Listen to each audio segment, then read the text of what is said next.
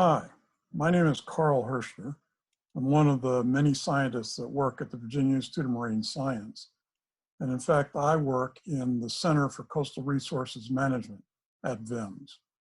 The center is a group of about 24 scientists who are working to understand the relationships between the human and natural systems here in Virginia's coastal plain. One of the ways that we take this information and put it together to provide guidance for people is by using a website that we call Adapt VA.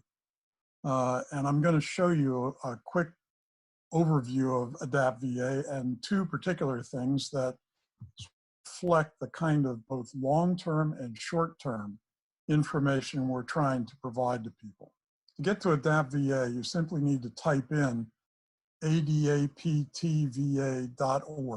So adaptva.org, and this is the page that will load.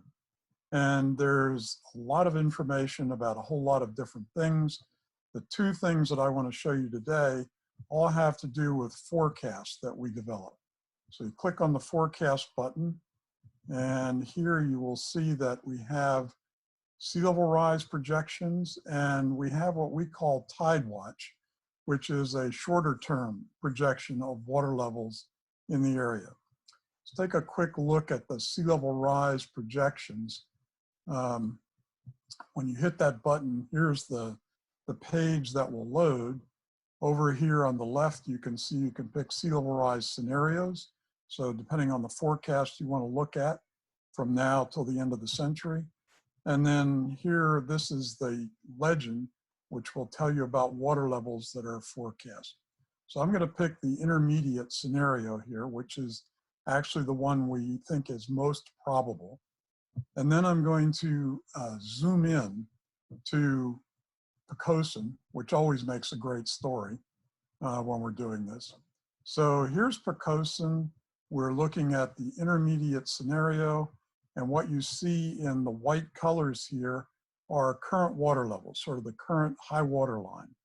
Down here at the bottom is a time slider, and when you click on it, it'll step through decadal periods to the end of the century. And what you're seeing is projected water levels, the mean high water for sea level as it comes up across our coastal plain, and in this case, across Poquoson.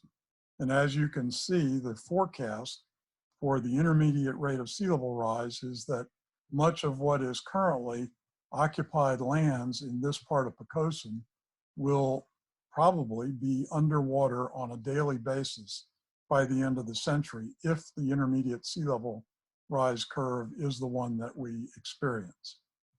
So that's the sea level rise viewer.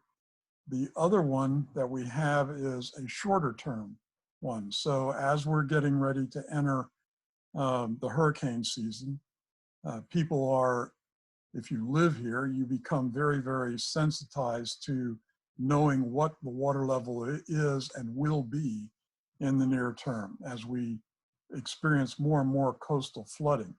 So the Tidal Watch Map is a tool which was developed from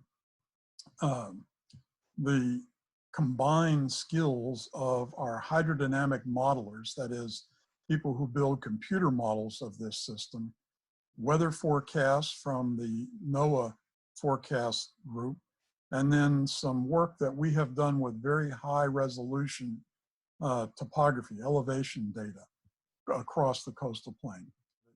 And then you can zoom in. And when you zoom in, you can get down to, this happens to be an area near where I live. This is Mobjack Bay out here. This is the Severn River in Gloucester County. So this is all Gloucester County. And again, with this, you can zoom in to some extent. I'm going to go here in this little creek. And what I'm going to show you here is this produces a water level forecast for the next 36 hours. So it's updated every 12 hours, and it looks a day and a half forward. And what you're going to see when I click the time slider here is the movement of water up onto the landscape, in this case, up into the marshes and onto the land. And what's of particular interest for most folks is looking at, where roads are going to flood and where houses might flood. So here we go. And this is the current forecast for this area. And what you'll see is as we approach high tide, the tide overtops the marsh, then drops back off the marsh. And as this thing progresses through the next 36 hours, you'll see the tide come and go, each time with the best forecast we have for water levels in this area. Now, if you were one of the people who live down here in this corner, there are a bunch of houses in this neighborhood. The interest, of course, is both whether your house will flood, but also whether or not the road is likely to go underwater. And you can figure this out in this thing by putting your cursor on the road, in this case, tapping your button, and what comes up is a little map of or a little graph that shows you the elevation of the point you clicked on, and then also the projected water levels over the next 36 hours. And so you can see in this particular circumstance, the road is going to be about 4 to 6 inches above water levels throughout the forecast period. So this is handy if you're interested in what goes on in your house and or your neighborhood. These are two of the ways in which we are trying to, one, understand exactly what's going on in our neighborhood and in our coastal system, and how we're trying to bring that information into forms that make it understandable and useful for both private citizens and government officials who are planning for increasing the resilience that we have to continue living, playing, and working in this environment.